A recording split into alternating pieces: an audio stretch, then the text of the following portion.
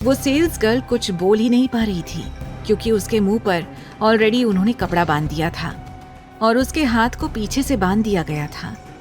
Mall में किसी की भी हिम्मत नहीं हुई कि वो अरमान सिंघानिया के आदमियों को रोक सके। वहीं अरमान आस्था को अपनी गोद में लेकर ही गाड़ी में बैठा हुआ था और गुस्से में बोला, बेवकूफ कहीं की, अगर चेंजिंग रूम में बंद थी तो क्या ये मुझे फोन नहीं कर सकती थी? तभी उसे रियलाइज हुआ कि आस्था का फोन नंबर तो उसके पास था ही नहीं और ना ही आस्था मंदिर में अपना फोन लेकर गई थी। गाड़ी में जाते हुए अरमान ने झल्लाते हुए कहा, क्या जरूरत है इस तरह के कपड़े पहनने की? अगर मैंने ऐसे कपड़े दिए भी थे तो क्या ये मुझे नहीं बता सकती थी कि ये ऐसे कपड़े नहीं पहन पाएगी? अरमान अपने आप ही सवाल जवाब कर रहा था।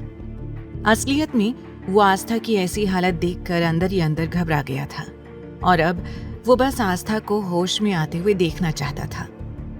ऊपर से आस्था के कपड़े जिसमें वो बेहद अट्रैक्टिव लग रही थी, जिसकी वजह से ना चाहते हुए भी उसकी नजर आस्था पर अटक रही थी। जल्दी ही गाड़ी सिटी हॉस्पिटल के बाहर आकर रुकी।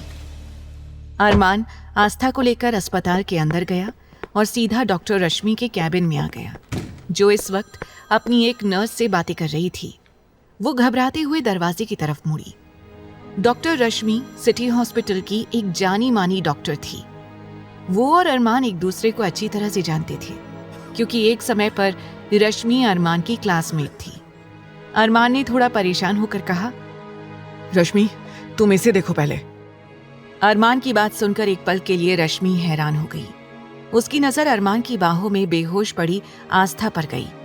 अरमान के साथ किसी लड़की को देखना उसके लिए किसी शौक से कम नहीं था, लेकिन जब उसने ये देखा कि अरमान की आंखों में आस्था के लिए सिर्फ फिक्र थी तो वो और भी हैरान हो गई। रश्मि ने इस समय अरमान से किसी तरह का कोई सवाल नहीं किया और जल्दी से वो आस्था को चेक करने लगी। उसने आस्था को इंजेक्शन दिए, उसे ऑक्सीजन मास्क लगा दिया और साथ ही उसे ग्लूकोज चढ़ाना स्टार्ट कर दिया था क्योंकि इस वक्त आस्था का ग्लूकोज लेवल काफी ज्यादा कम हो चुका था और साथ ही उसकी सांसें भी बहुत धीमी चल रही थी, इसीलिए उसे ऑक्सीजन देना जरूरी था। करीब 1 से 1.5 घंटे के ट्रीटमेंट के बाद आस्था की हालत थोड़ी स्टेबल हुई। अब तक अरमान उस रूम के बाहर खड़ा था और बिना पलके झपकाए उस वार्ड की तरफ देख रहा था जहां पर आस्था का ट्रीटमेंट किया जा रहा था।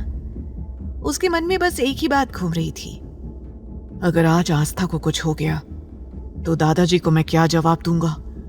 मैं किसी भी कीमत पर उन्हें नाराज नहीं कर सकता।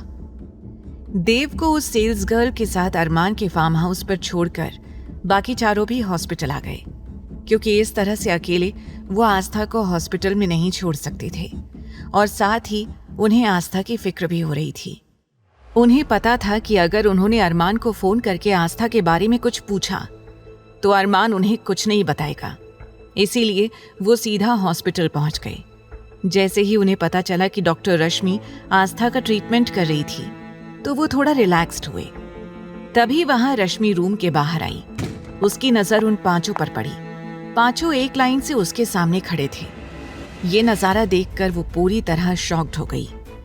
तभी उसकी नजरें आकाश पर आकर ठहर गई। वो इतने महीने बाद आकाश को देख रही थी। उसके होठों पर मुस्कुराहट आ गई। वो अंदर ही अंदर खुश हो रही थी, लेकिन ये उसने अपने चेहरे पर जाहिर नहीं होने दिया। अरमान कुछ पूछता इसके पहले ही ध्रुव और आहान आगे आ गए। ध्रुव ने जल्दी से पूछा, रश्मि दीदी, अब भाभी कैसी हैं? ध्रुव ने जैसे ही ये कहा कि भाभी कैसी हैं, रश्मि की आंखों में एक साथ कई सवाल आ गए। वो हैरानी से ध्रुव की ओर देखकर बोली, क्या कहा तुमने? कौन भाभी? ध्रुव जल्दी से एक्सप्लेन करते हुए बोला, वो हमारी आस्था भाभी हैं जिनका आप ट्रीटमेंट कर रही हैं। रश्मि बिल्कुल शॉक्ड थी। उसने मन ही मन सवाल किया, आखिर ये लड़की किसकी पत्नी हो सकती है और उसने किससे शादी की है? आगे की कहानी जानने के लिए देखें अगला एपिसोड सिर्फ पॉकेट एफएम के YouTube चैनल पर। और तेरे इश्क में के सारे एपिसोड्स को सुनने के लिए डिस्क्रिप्शन में दी लिंक से डाउनलोड करें पॉकेट एफएम ऐप।